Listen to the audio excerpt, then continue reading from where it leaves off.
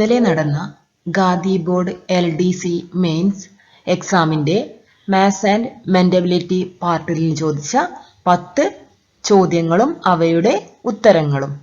ഒറ്റയാനെ കണ്ടെത്തുക. 53, 61, 43, 91.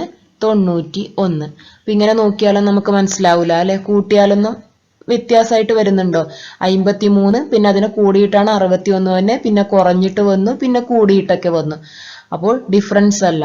അപ്പൊ ഇനി ഇവിടെ എന്താ പ്രത്യേകതയുള്ളത്? ഈ 4 നമ്പേഴ്സിൽ ഒരു നമ്പർ ഒറ്റയാനാണ്. അതെങ്ങനെയാ കണ്ടുപിടിക്കുക? ഇവിടെ ഒറ്റയാൻ എന്നത് നമ്മൾ പ്രൈം നമ്പറായിട്ട് കണക്ട് ചെയ്ത് വരുന്ന ഒരു ക്വസ്റ്റ്യൻ ആട്ടോ. പ്രൈം നമ്പർ, അതായത് ആദ്യത്തെ 3 എണ്ണം പ്രൈം നമ്പേഴ്സ് ആണ്, അഭാജ്യ സംഖ്യകളാണ്.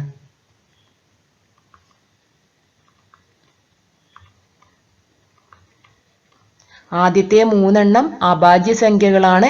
എന്നാൽ 91 ഒരു അഭാജ്യ സംഖ്യയല്ല. 91ന്റെ ഫാക്ടേഴ്സ് ഏതൊക്കെയാണ്? 91ന്റെ ഫാക്ടേഴ്സ് 13ഉം 7ഉം. 13ഉം 7ഉം 91ന്റെ ഫാക്ടേഴ്സ് ആണ്. അതായത് 13 ഗുണിക്കണം 7, 13 ഗുണിക്കണം 7 91 ആണ്. അപ്പൊ 91ന്റെ ഫാക്ടേഴ്സ് ആണ് 13ഉം 7ഉം. 91 ഒരു അഭാജ്യ സംഖ്യയല്ല. അപ്പൊ ഏതാ ഓപ്ഷൻ? ഒറ്റയാൻ ആരാണ്? 91 ആണ് ഒറ്റയാൻ, അഭാജ്യ സംഖ്യ. 91 ഒരു അഭാജ്യ സംഖ്യ അല്ല. 91 ഒരു അഭാജ്യ സംഖ്യ അല്ല. 53, 61, 43 ഇവ അഭാജ്യ സംഖ്യകളാണ്. ഇനി എങ്ങനെ അഭാജ്യ സംഖ്യകൾ കണ്ടുപിടിക്കാം? അതിനു മുന്നേ അഭാജ്യ സംഖ്യകളുടെ എണ്ണം ഒന്ന് പഠിച്ചു വെക്കണം കേട്ടോ. അതായത് 1നും 50നും ഇടയിൽ എത്ര അഭാജ്യ സംഖ്യകളുണ്ട്? 1നും 50നും ഇടയിൽ 15 അഭാജ്യ സംഖ്യകളാണുള്ളത്. അതുപോലെ 50നും 100നും ഇടയിൽ 10 അഭാജ്യ സംഖ്യകളാണുള്ളത്. 50നും 100നും ഇടയിൽ 10 അഭാജ്യ സംഖ്യകളാണുള്ളത്. അതുപോലെ 90നും 100നും ഇടയിൽ ഒരു അഭാജ്യ സംഖ്യ മാത്രമേ ഉള്ളൂ. 90നും 100നും ഇടയിൽ ഒരു അഭാജ്യ സംഖ്യ. ഈ അഭാജ്യ സംഖ്യ കണ്ടുപിടിക്കാൻ ഏതൊക്കെയാണെന്ന് അറിയാൻ വേണ്ടിയിട്ടൊരു ടെക്നിക്ക് ഉണ്ട്. അതായത് 6ന്റെ ഗുണിതങ്ങൾ എഴുതുക. 6ന്റെ ഗുണിതങ്ങൾ എല്ലാവർക്കും അറിയുന്ന കാര്യമാണല്ലോ. 6ന്റെ ഗുണിതങ്ങൾ 1 6 6, 2 6 12, 3 6 18, അങ്ങനെ 100 വരെ എഴുതുക കേട്ടോ. 6ന്റെ ഗുണിതങ്ങൾ നമ്മൾ 100 വരെ എടുത്ത് എഴുതിയ അല്ലേ, 100നുള്ളിൽ വരുന്നത്. അപ്പൊ നമുക്ക് ഇനി അഭാജ്യ സംഖ്യകൾ എഴുതാം. അഭാജ്യ സംഖ്യകൾ, അതായത് ഈ 6ന്റെ ലെഫ്റ്റിലും റൈറ്റിലും വരുന്ന നമ്പേഴ്സ് നോക്കുക. അതിനു മുന്നേ 2ഉം 3ഉം എഴുതി വെക്കുക കേട്ടോ. 2ഉം 3ഉം പ്രൈം നമ്പറാണ്, അഭാജ്യ സംഖ്യയാണ്. ഇനി ഇതിന്റെ ലെഫ്റ്റിലും റൈറ്റിലും വരുന്ന, എല്ലാത്തിന്റെയും ലെഫ്റ്റിലും റൈറ്റിലും വരുന്ന നമ്പേഴ്സ് എടുത്ത് എഴുതുക. 6ന്റെ ലെഫ്റ്റ് എത്ര വരിക? 6ൻ്റെത് 5 വരും, പിന്നെ 7 വരും അല്ലെ. 5ഉം 7ഉം പ്രൈം നമ്പറാണ്. അതുപോലെ 12ൻ്റെത് 11ഉം വരും, 13ഉം വരും. ഇനി 18ൻ്റെത് 17ഉം വരും, 19ഉം വരും. ഇനി അടുത്തത് 24ൻ്റെതോ? 24ൻ്റെത് 23. 25 എഴുതാൻ പറ്റുമോ? ഇല്ല അല്ലെ. 25 എല്ലാ നമ്പേഴ്സും ഇല്ല, ഓൾമോസ്റ്റ് എല്ലാ നമ്പേഴ്സും വരും. 25ൻ്റെത് വേണ്ട കേട്ടോ. പിന്നെ അടുത്തത് 30. 30ന്റെ ലെഫ്റ്റിലും റൈറ്റിലും വരുന്നത്. 30ൻ്റെത് 29 വരും, 31 വരും. അതുപോലെ 35 ഇല്ല അല്ലെ, 5 ഒരു ഫാക്ടറാണ്. പിന്നെ അടുത്തത് 37 വരും. അതുപോലെ തന്നെ 41 വരും, 43 വരും. പിന്നെ അടുത്തതോ 47 വരും, 49 വരുവാ? 7 49 ആണല്ലേ, അപ്പൊ അത് വരൂല. ഇനി അടുത്തത് 53 വരാം. 53, 55 വരുവാ? ഇല്ല അല്ലെ, 5 ഒരു ഫാക്ടറാണ്. 60, 60ൻ്റെത് 59ഉം വരും, 61ഉം വരും. അതുപോലെ 66ൻ്റെത് 65 വരുവാ? ഇല്ല അല്ലെ, 65 വരൂല, 67 വരും. 72ൻ്റെതോ? 72ൻ്റെത് 71 വരും, 73 വരും. അതുപോലെ 78ൻ്റെത് 77 വരുക? 11 ഒരു ഫാക്ടർ ആയിട്ട് വരും അല്ലെ, അപ്പൊ അത് വരൂല. പിന്നെ 79 വരും. 84ൻ്റെത് 83 വരും. പിന്നെ അടുത്തത് 85 ആണ്, 85 വരൂല അല്ലെ. പിന്നെ അതുപോലെ എത്രയാ വരിക? 89 വരും അല്ലെ, 89 വരും. 91 വരുക? ഇല്ല അല്ലെ, 91ന്റെ ഫാക്ടേഴ്സ് 13ഉം 7ഉം 91ന്റെ ഫാക്ടേഴ്സ്, അപ്പൊ 91 വരൂല. പിന്നെ അടുത്തത് 95 ആണ്. 95 വരുക?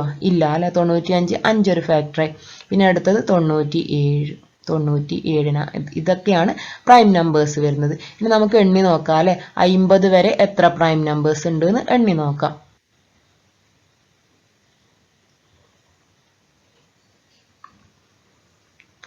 1 2 3 4 5 6 7 8 9 10 11 12 13 14 15. അപ്പോൾ എത്ര 50 വരെ 15 അഭാജ്യ സംഖ്യകളാണുള്ളത്. ഇനി 50ന് ശേഷം എണ്ണി നോക്കാം. 1 2 3 4 5 6 7 8 9 10. എത്ര നമ്പേഴ്സ് ആയുള്ളത്? 10 നമ്പേഴ്സ് ആണുള്ളത്. 10 നമ്പേഴ്സ്. ഇനി നോക്കുക, 90നും 100നും ഇടയിൽ ഒരു അഭാജ്യ സംഖ്യയുള്ളൂ. അതേതാണ്? 97ആണ്. അപ്പോൾ അഭാജ്യ സംഖ്യ നിങ്ങൾക്ക് ഇങ്ങനെ എഴുതാൻ അറിയെങ്കിൽ ഏതെങ്കിലും ഒരു നമ്പർ അഭാജ്യ സംഖ്യയാണോ എന്ന് ചെക്ക് ചെയ്യാൻ പറഞ്ഞാൽ നമുക്ക് വളരെ എളുപ്പത്തിൽ കണ്ടുപിടിക്കാൻ പറ്റും. അപ്പോൾ ഇവിടെ ഒറ്റയാൻ 91ആണ്. ബാക്കി 53 അല്ലേ? നമ്മുടെ ഇതിൽ എഴുതിയാൽ 53 ഉണ്ടോ? 53 ഉണ്ടല്ലേ? 53 ഒരു അഭാജ്യ സംഖ്യയാണ്. പിന്നെ അടുത്തത് 61. 61 ഒരു അഭാജ്യ സംഖ്യയാണ്. അടുത്തത് 43 ഒരു അഭാജ്യ സംഖ്യയാണ്. അപ്പോൾ 91 ഒരു അഭാജ്യ സംഖ്യ അല്ല. ഇതൊന്നും ബൈഹാർട്ട് ചെയ്ത് വെച്ചാൽ നമുക്ക് ഏത് അഭാജ്യ സംഖ്യയാണെന്ന് ചെക്ക് ചെയ്യാൻ വളരെ എളുപ്പത്തിൽ കഴിയും. അഭാജ്യ സംഖ്യകൾ ബൈഹാർട്ട് ചെയ്യാന്ന് വെച്ചാൽ കുറച്ച് ബുദ്ധിമുട്ടാണ്. 100 വരെ ബൈഹാർട്ട് ചെയ്യാന്ന് വെച്ചാൽ കുറച്ച് ബുദ്ധിമുട്ടാണ്. അപ്പോൾ ഇങ്ങനെ നമുക്ക് 6ന്റെ മൾട്ടിപ്ലൈ ലെഫ്റ്റിലും റൈറ്റിലും വരുന്ന ഒരു 5 തവണ ഇത് എഴുതി പഠിച്ചാൽ മതി. ഏതൊക്കെ നമ്പേഴ്സ് വരൂല നമുക്ക് 5 എന്തായാലും അറിയാം അല്ലേ? പിന്നെ ആകെ കൺഫ്യൂഷൻ ആയിട്ടുള്ള ഒരു 2 നമ്പേഴ്സ് മാത്രമേ ഉള്ളൂ. അതൊന്ന് ബൈഹാർട്ട് ചെയ്ത് വെച്ചാൽ മതി. ബാക്കിയൊക്കെ ലെഫ്റ്റിലും റൈറ്റിലും വരുന്നത് പ്രൈം നമ്പേഴ്സ് ആയിരിക്കും. അതുപോലെ 1നും 50നും ഇടയിൽ 15 പ്രൈം നമ്പേഴ്സ് ഉണ്ട്. 50നും 100നും ഇടയിൽ 10 പ്രൈം നമ്പേഴ്സ്. 90നും 100നും ഇടയിൽ ഒരു പ്രൈം നമ്പർ ആണുള്ളത്. അതേതാണ്? 97 ആയിരിക്കും കേട്ടോ. 97 ആണ്. അടുത്ത ക്വസ്റ്റ്യൻ നോക്കാം. 11 cube plus 20 square minus 3 whole raise to 1/3. Cube root കണ്ടുപിടിക്കാനാണ്. 11 cube plus 20 square minus 3 whole raise to 1/3. Whole raise to 1/3 എന്നത് ക്യൂബ് റൂട്ടാണ്. 11 ക്യൂബ് വളരെ എളുപ്പത്തിൽ 11ന്റെ നമുക്ക് ഓരോന്നും കണ്ടുപിടിക്കാം. പവേഴ്സ് 11 എന്ന് പറയുന്നത് 11 റേസ് ടു 1 എന്ന് പറയുന്നത് 11 തന്നെയാണ്. ഇനി 11ന്റെ സ്ക്വയർ കണ്ടുപിടിക്കാൻ വേണ്ടിയിട്ട് 1 എഴുതുക. അതിൻ്റെ നടുക്കുള്ള നമ്പർ കിട്ടാൻ വേണ്ടിയിട്ട് ഈ 1 കൂടി കൂട്ടുക. എത്ര വരും? 121. ഇനി അടുത്തത് 11 ക്യൂബാണ് കണ്ടുപിടിക്കേണ്ടതെങ്കിൽ 1 എഴുതുക. ഇനി അടുത്തടുത്തുള്ള 2 നമ്പർ കൂട്ടുക. 1 കൂട്ടണം 2 3. പിന്നെ അടുത്ത 2 നമ്പർ 2 കൂട്ടണം 1 3. ഇനി അടുത്തത് 11 റേസ് ടു 4 കണ്ടുപിടിക്കേണ്ടതെങ്കിൽ എന്ത് ചെയ്യുക? 1 എടുത്ത് എഴുതുക. 1 3 4. പിന്നെ 3 6 3 1 4. ഇങ്ങനെ നമുക്ക് എഴുതാൻ പറ്റും കേട്ടോ. അപ്പോൾ നമുക്ക് ഇവിടെ 11 ക്യൂബാണ് വേണ്ടത് അല്ലേ? 11 ക്യൂബ് എന്ന് പറയുന്നത് നമുക്ക് ഇതിൻ്റെ ഉള്ളിലത്തെ ആദ്യം ചെയ്യാം. ബ്രാക്കറ്റിൻ്റെ ഉള്ളിൽ വരുന്ന കാര്യങ്ങൾ ആദ്യം ചെയ്യാം. എന്നിട്ട് അതിൻ്റെ ക്യൂബ് റൂട്ട് എടുക്കാം. ബ്രാക്കറ്റിൽ വരുന്നത് 11 ക്യൂബ്. 11 ക്യൂബ് നമുക്ക് കിട്ടിയാൽ 1331 പ്ലസ് 20 സ്ക്വയർ. 20ന്റെ സ്ക്വയർ നമുക്കറിയാമല്ലേ? 400. ഡയറക്റ്റ് ചെയ്യാം. അപ്പോൾ ഇത് രണ്ടും അഡീഷൻ ആണ്. അത് ആഡ് ചെയ്യുക. 1 3 7 1. അതിനോട് ഏത് കുറക്കുക? 3 കുറക്കുക അല്ലേ? 3 മൈനസ് ചെയ്യുക. അപ്പോൾ എത്രയാണ് വരിക? 11 കുറക്കാൻ പറ്റില്ല. അപ്പോൾ കാർഡ് എടുക്കുക അല്ലേ? 1 കുറക്കാൻ പറ്റില്ല. അപ്പോൾ കാർഡ് എടുക്കുക. 11 ആവും. 11 3 കുറച്ചാൽ 8 വരും.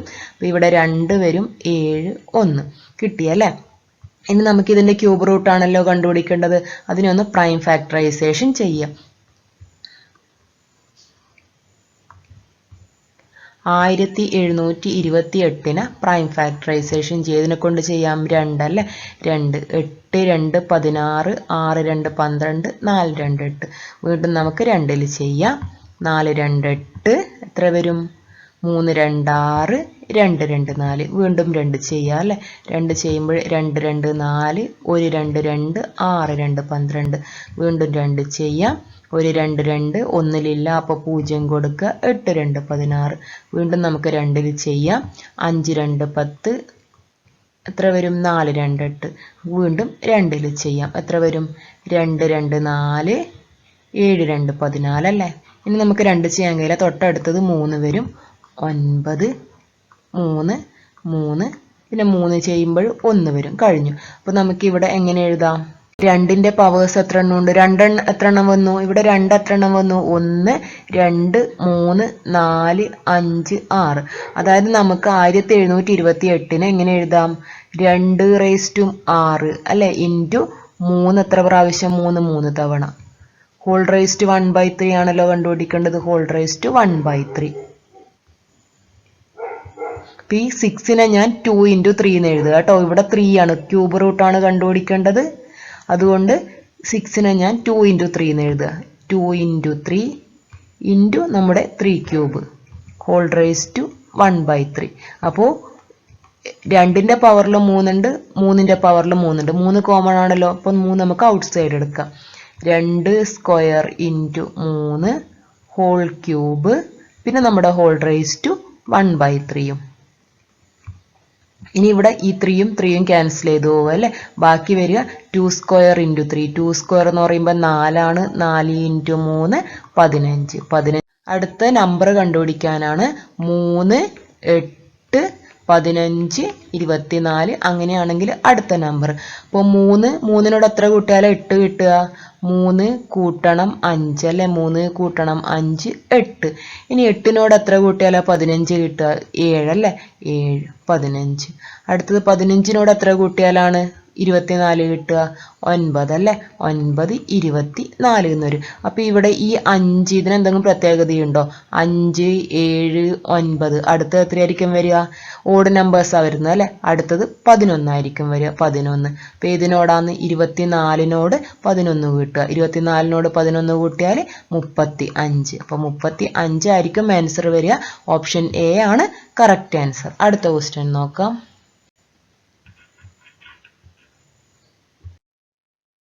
രാജുവിന് 1ാം പാദവാർഷിക പരീക്ഷയിൽ 62 മാർക്കും 2ാം പാദവാർഷിക പരീക്ഷയിൽ 48 മാർക്കും കിട്ടി. വാർഷിക പരീക്ഷയിൽ ഏറ്റവും കുറഞ്ഞത് എത്ര മാർക്ക് കിട്ടിയാൽ ശരാശരി 60 മാർക്ക് കിട്ടും?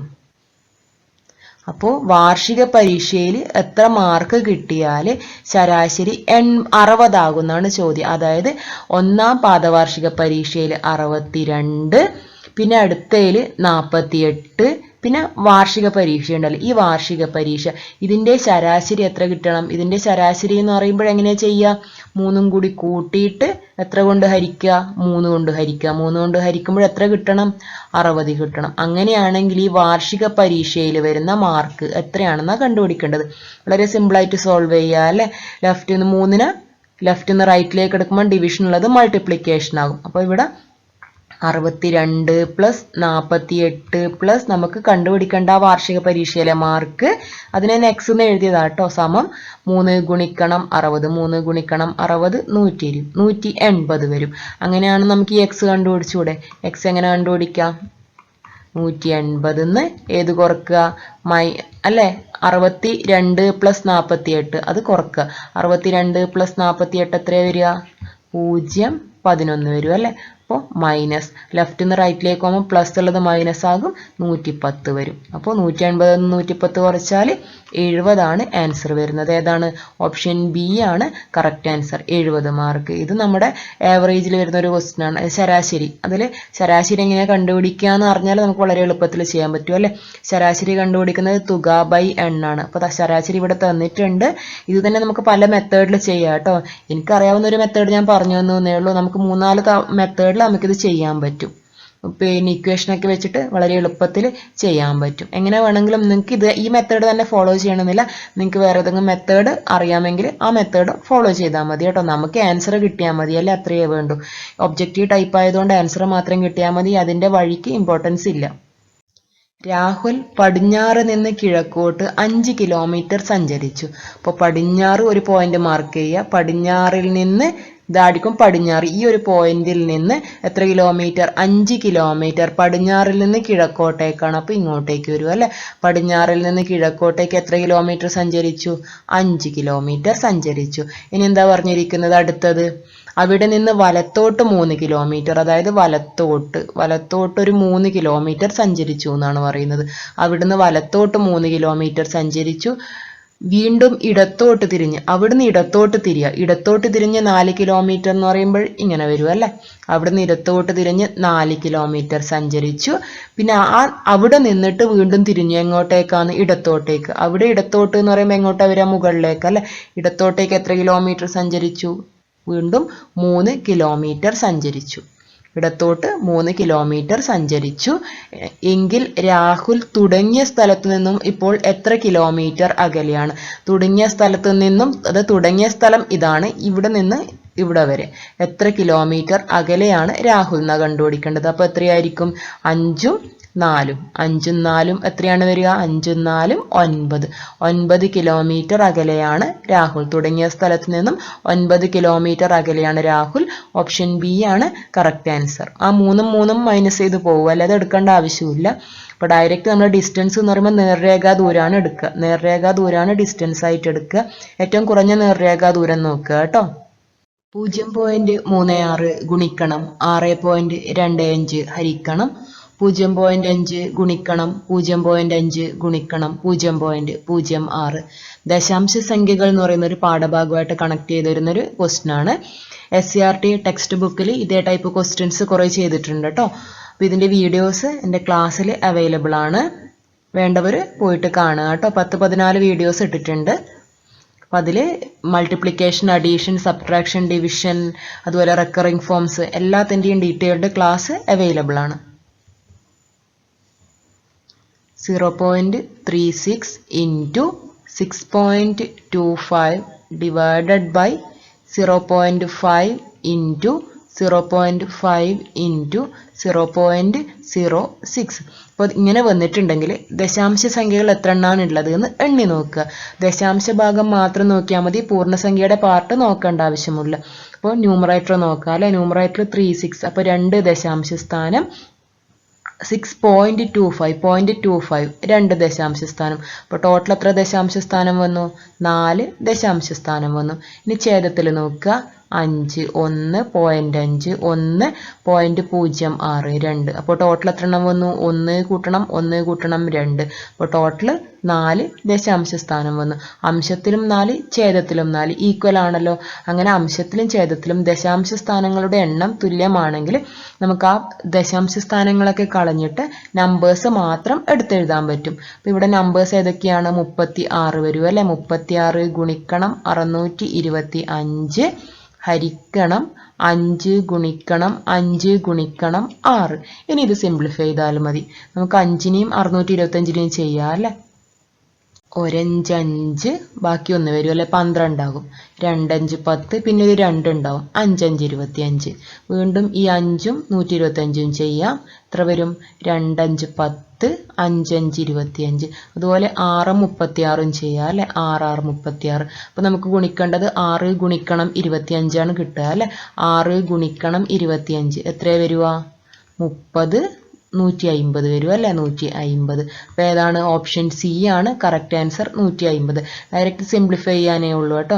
ഇപ്പോൾ ഇവിടെ ഈ ഒരു ഐഡിയ മനസ്സിലാവുകയാണെങ്കിൽ, അതായത് ദശാംശ സ്ഥാനങ്ങളുടെ എണ്ണം തുല്യമാണെങ്കിൽ നമുക്കതിൻ്റെ പോയിന്റൊക്കെ കളഞ്ഞിട്ട് നമ്പേഴ്സ് മാത്രം എടുത്തെഴുതാമെന്നൊരു കൺസെപ്റ്റ് അറിയുന്നൊരു ഉദ്യോഗാർത്ഥിക്ക് വളരെ എളുപ്പത്തിൽ ചെയ്യാൻ പറ്റുന്നൊരു ചോദ്യമാണിത്. അടുത്ത ക്വസ്റ്റ്യൻ നോക്കാം.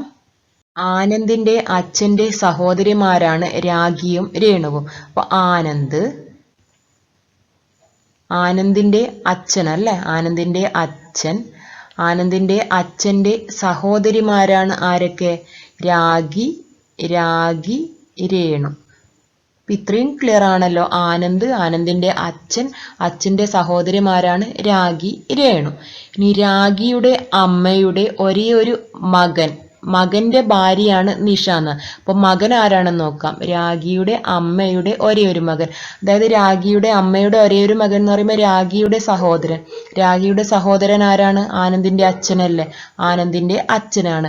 അപ്പോൾ ആനന്ദിൻ്റെ അച്ഛൻ, അതായത് അമ്മയുടെ ഒരേ ഒരു മകന്റെ ഭാര്യയാണ് നിഷ. അതായത് ഈ ആനന്ദിൻ്റെ അച്ഛൻ്റെ ഭാര്യയാണ് ആര്? നിഷ. നിഷ എന്ന് പറയുന്നത് ആരാണ്?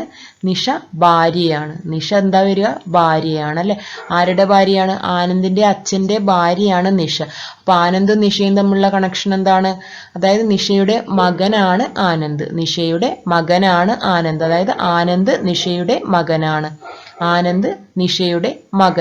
അപ്പോൾ ഇവിടെ ആനന്ദും നിഷയും തമ്മിലുള്ള ബന്ധം ആനന്ദ് നിഷയുടെ മകനാണ്. ഒരു കോഡ് ഭാഷയിൽ ആപ്പിളിനെ എങ്ങനെ എഴുതാന്ന് പറഞ്ഞിട്ടുണ്ട്? ETTPI അല്ലേ. Apple APPLE. ആപ്പിളിനെ എങ്ങനെ എഴുതാം?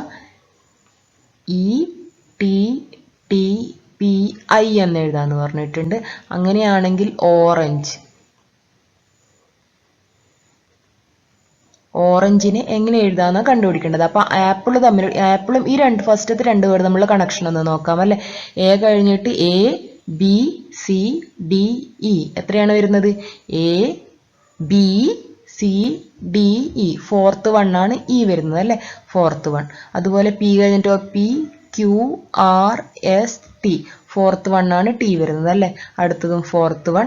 ഇനി നോക്കുക, എൽ കഴിഞ്ഞിട്ട് MNOP. ഫോർത്ത് വൺ ആണ് വരുന്നത്. ഇ കഴിഞ്ഞിട്ട് EFGHI. ഫോർത്ത് വൺ ആണ് വരുന്നത് അല്ലെ. അതുപോലെ ഓ കഴിഞ്ഞിട്ട് നമുക്ക് ഫോർത്ത് വൺ ഏതാ വരിക? PQRS അല്ലെ, എസ്. ആറ് കഴിഞ്ഞിട്ടോ STUV വരും അല്ലെ, വി വരും. എ കഴിഞ്ഞിട്ട് BCDE വരും. എൻ കഴിഞ്ഞിട്ട് OPQR. ജി കഴിഞ്ഞിട്ട് HIJK. അടുത്തത് ഇ കഴിഞ്ഞിട്ട് FGHI. അപ്പോൾ ഏതാണ് വരുന്നത്?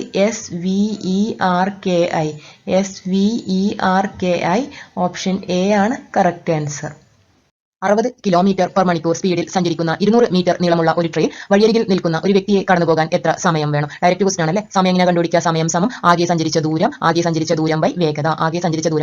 വേഗത എന്ന് പറയുന്നത് സ്പീഡ് ആട്ടോ. വേഗത എന്ന് പറയുന്നത് സ്പീഡാണ്, ദൂരം എന്ന് പറയുന്നത് ഡിസ്റ്റൻസ്. ഇവിടെ സ്പീഡ് തന്നോടെ ഞാൻ എഴുതി കേട്ടോ, സ്പീഡ്. അപ്പോൾ നമുക്ക് ഇവിടെ ദൂരം തന്നിട്ടുണ്ട് അല്ലേ. ദൂരം എന്ന് പറയുന്നത് ഇവിടെ നീളമുള്ള ട്രെയിനിന്റെ നീളമാണ് ദൂരമായിട്ട് എടുക്കാൻ പറ്റുന്നത്. ആ വ്യക്തിനെ എടുക്കണം. ആ വ്യക്തി എന്ന് പറയുന്നത് ട്രെയിനെ കമ്പയർ ചെയ്ത് നോക്കുമ്പോൾ വളരെ ചെറിയൊരു അതിന്റെ ഒരു അകലം, ആ ഒരു വ്യക്തിന്റെ ഒരു വീതി എന്ന് പറയുന്നത് വളരെ ചെറുതാണ്. ട്രെയിനെ കമ്പയർ ചെയ്ത് നോക്കുക, അതൊരു പോയിന്റ് ഒബ്ജക്റ്റ് ആണെന്ന് പറയും. വളരെ ചെറിയതാണ് അതിന്റെ വീതി. അപ്പോൾ ആ വ്യക്തിന്റെ നീളം നമുക്ക് ഇവിടെ കൺസിഡർ ചെയ്യേണ്ട ആവശ്യമില്ല. ട്രെയിനിന്റെ നീളം മാത്രം നോക്കിയാൽ മതി. ട്രെയിനിന്റെ നീളമാണ് ഇവിടെ നമ്മൾ ദൂരമായിട്ട് എടുക്കേണ്ടത് കേട്ടോ. ദൂരം ട്രെയിനിന്റെ നീളത്തിലാണ് 200 മീറ്റർ. അപ്പോൾ ദൂരം നോക്കുക, ദൂരം എത്രയാണ് തന്നിട്ടുണ്ട്? 200 മീറ്റർ തന്നിട്ടുണ്ട്. അതുപോലെ സ്പീഡ് എന്ന് പറയുന്നത് വേഗത അല്ലെ. വേഗത എത്രയാണ് തന്നിട്ടുണ്ട്? വേഗത 60 km/h തന്നിട്ടുണ്ട്. അപ്പോൾ നോക്കുക, നമുക്ക് ദൂരം മീറ്ററിലാണ് തന്നത്, വേഗത km/h. ഇനി നമ്മുടെ ഓപ്ഷൻ എന്തൊക്കെയാണ്? ഓപ്ഷനൊക്കെ സെക്കൻഡ് ആണ്. അപ്പോൾ സെക്കൻഡും ഏതാണ്? മീറ്ററും ആണ് അല്ലേ. അപ്പോൾ ഇവിടെ ഈ km/h മീറ്റർ പെർ സെക്കൻഡിലേക്ക് കൺവേർട്ട് ചെയ്യണം. അപ്പോൾ എങ്ങനെ കൺവേർട്ട് ചെയ്യുക? ഏതുകൊണ്ട് ഗുണിച്ചാൽ മതി? മീറ്റർ പെർ സെക്കൻഡിലേക്ക് കൺവേർട്ട് ചെയ്യുക.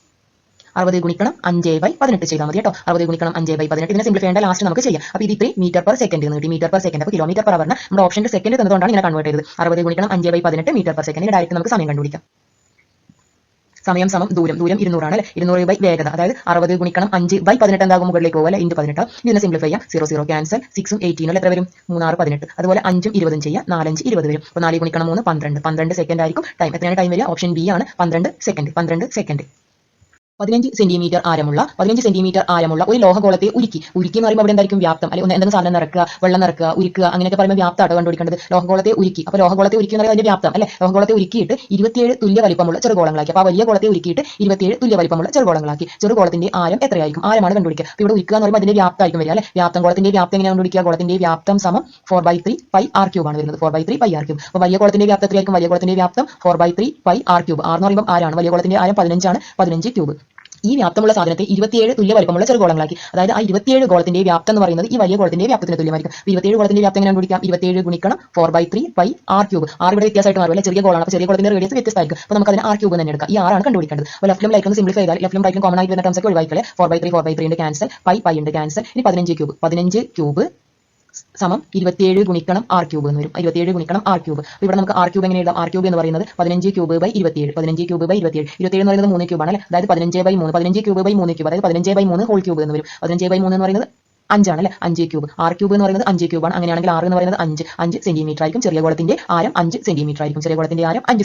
അതായത് ഇവിടെ ഉരുക്കി എന്ന് പറഞ്ഞിരിക്കുമ്പോൾ അതിന്റെ വ്യാപ്തമാണ്. അപ്പോൾ വലിയ ഗോളത്തിന്റെ വ്യാപ്തം 4/3 π × 15³ ആണ്. അതിനെ 27 ചെറു ഗോളങ്ങളാക്കി. അപ്പോൾ ആ 27 ചെറു ഗോളങ്ങളുടെ വ്യാപ്തം ഈ വലിയ ഗോളത്തിന്റെ വ്യാപ്തവും തുല്യമായിരിക്കും. അങ്ങനെയാണ് 27 ഗുണിക്കണം 4/3 πr³. അതായത് ആ വലിയ ഗോളത്തിന്റെ വ്യാപ്തമായ 4/3 π × 15³ ഏതിന് തുല്യമാണ്? 27 ഗുണിക്കണം 4/3 r³. ലെഫ്റ്റിലും റൈറ്റിലും വരുന്ന കോമൺ ടേംസ് ഒക്കെ ഒഴിവാക്കുക, സിംപ്ലിഫൈ ചെയ്യുക. r ന്റെ വാല്യൂ 5 എന്ന് കിട്ടും. 5 സെന്റിമീറ്റർ. അതായത് ചെറിയ ഗോളത്തിന്റെ ആരം 5 സെന്റിമീറ്റർ ആണ്. അപ്പോൾ ഇന്നലെ ചോദിച്ച ഖാദി ബോർഡിന്റെ 10 ക്വസ്റ്റൻസ് ആണിത്. വളരെ സിമ്പിൾ ആയിട്ടുള്ള ക്വസ്റ്റൻ ആയിരുന്നു ഇത്. 1 2 ക്വസ്റ്റൻ മാത്രമേ കുറച്ചൊരു നമുക്കൊരു കൺഫ്യൂഷൻ ആയിരുന്നു. പക്ഷേ അത് വളരെ എളുപ്പത്തിൽ ചെയ്യാൻ പറ്റുന്ന ക്വസ്റ്റൻ ആണ്. 10 മാർക്ക് തന്നെ സ്കോർ ചെയ്യാൻ പറ്റുന്നതാണ് എനിക്ക് തോന്നുന്നത്. അടുത്ത ഒരു ക്ലാസ്സുമായിട്ട് അടുത്ത ദിവസം കാണാം.